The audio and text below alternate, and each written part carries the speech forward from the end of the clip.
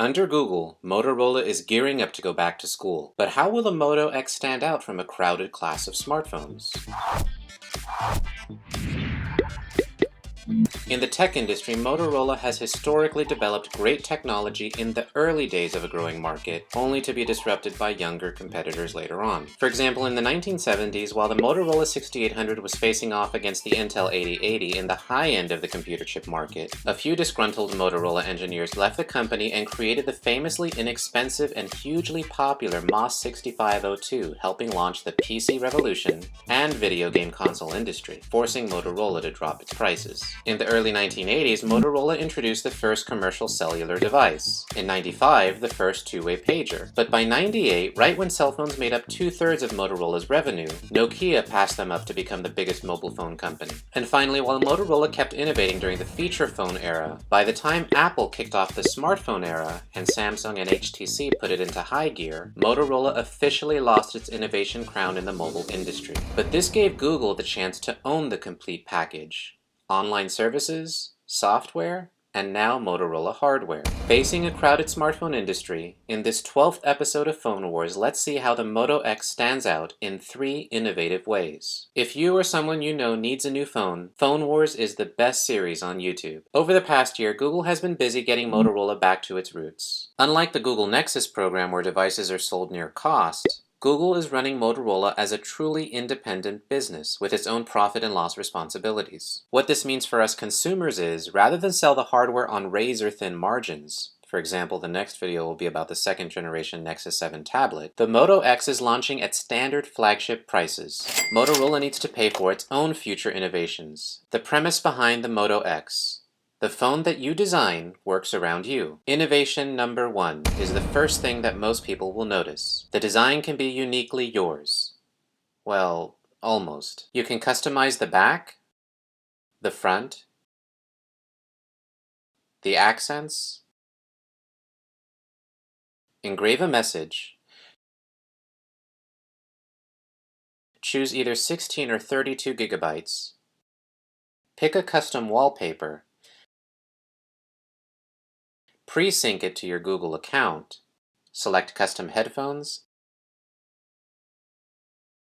and have it shipped in 4 days or less in this first tech product implementation of mass customization called the Moto Maker. This fast turnaround is possible because Moto X phones come from Fort Worth, Texas. At launch, AT&T bought exclusive rights to the Moto Maker. Not only is this a way for Motorola to get some extra money from AT&T, but it also allows Motorola to test this new infrastructure before scaling it up to other carriers. However, before you rush out to sign that 2-year contract, you might want to check out Phone Wars 11, where I compare Verizon, AT&T, Sprint, and T-Mobile plans. While a custom phone seems kinda gimmicky to some, I've seen many people spend good money to customize an otherwise commoditized product. I'm thinking of cars, custom PC builds, or stainless steel appliances. As a matter of fact, Apple has proven unique industrial design can not only differentiate a brand, but it also strengthens its pricing power. So if the smartphone market is approaching a similar point of commoditization, it's great that Motorola brings design customization to what would otherwise be a bland-looking product. Innovation number 2, a new input device: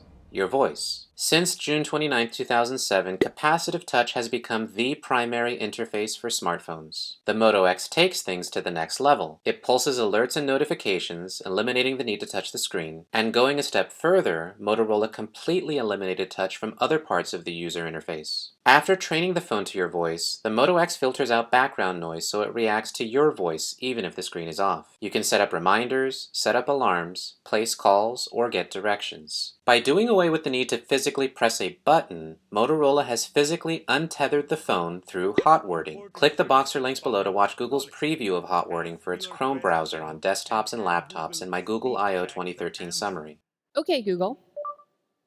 Show me things to do in Santa Cruz.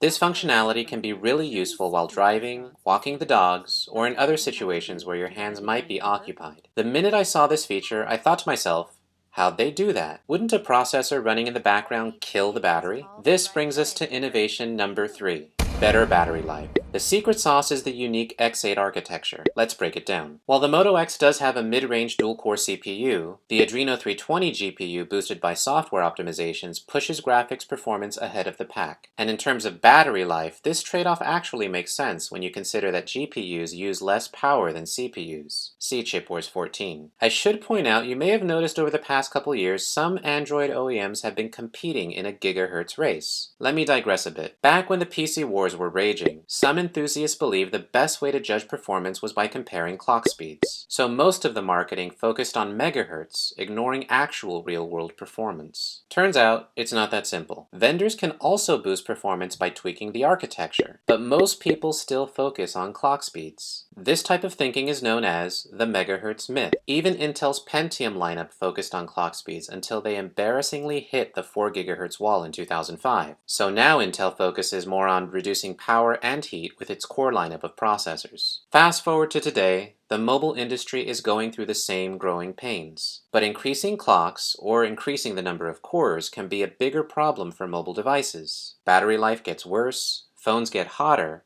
or form factors must get bigger. Last week, one vendor got caught artificially boosting clock speeds to get higher benchmarks, even though real-world performance was actually 10% slower. Samsung. Now back to innovation number 3. Motorola is focused on better battery life. The X8 architecture is not a battery-draining octa-core chip. Actually, it has 2 low-power digital signal processors that handle the sensors and process language. They perform the magic behind the words, "Okay, Google now." Motorola has a long history in the chip wars, and I'm personally happy to see some of that engineering expertise reincarnated in smartphones. These DSPs boost battery life by saving the power-hungry Snapdragon processor for heavier tasks. They actually control most of the UI. For example, with the flick of your wrist, they fire up the 10-megapixel camera. Then by tapping anywhere on the screen, you can capture those fleeting moments of spontaneity in less than 2 seconds. Speaking of cameras, the front-facing camera is not too shabby either. So by offloading common tasks to these low-powered chips, the 2200 mAh battery should be more than enough to last all day. By the way, if you're wondering how to boost battery life in other devices, check the links below for my video on lithium-ion batteries. Despite all these innovations, for some of us spec geeks who value performance over battery life, we know that the Moto X does make some trade-offs. The 720p screen isn't the best, but it does use less power than the full-blown 1080p screens on the market today. And again, to save power,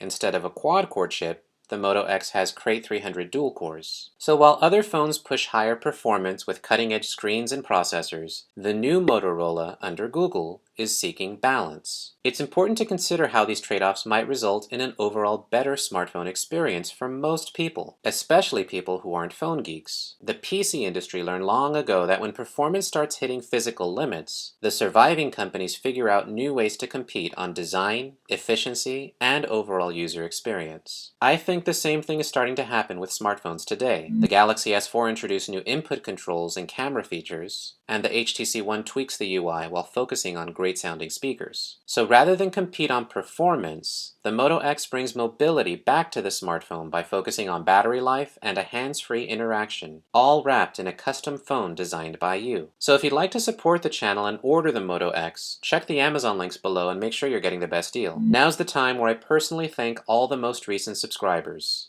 Welcome to this channel, a place where we can share ideas and opinions about innovative things that might one day qualify to be our next digital appliances. This video is an example of my take on the Moto X, so let me know your thoughts in the comments. I always read every single comment, and thanks in advance for liking and sharing these videos with other curious people on Facebook, Twitter, Google+, and Reddit. Your feedback and support really does keep me motivated every day. It also boosts the search rankings on YouTube and helps me plan out future videos. If you really liked this video, click these squares from your computer or check the links below to watch related episodes, especially Network Wars, Pro Tech Tips, and other phone war videos. Next, I finally hope to cover the 2nd generation Nexus 7, followed by the 2nd episode of Network Wars. So whether or not the Moto X is on your back-to-school shopping list, stay tuned as we continue to go over innovative products and services here on My Next Appliance.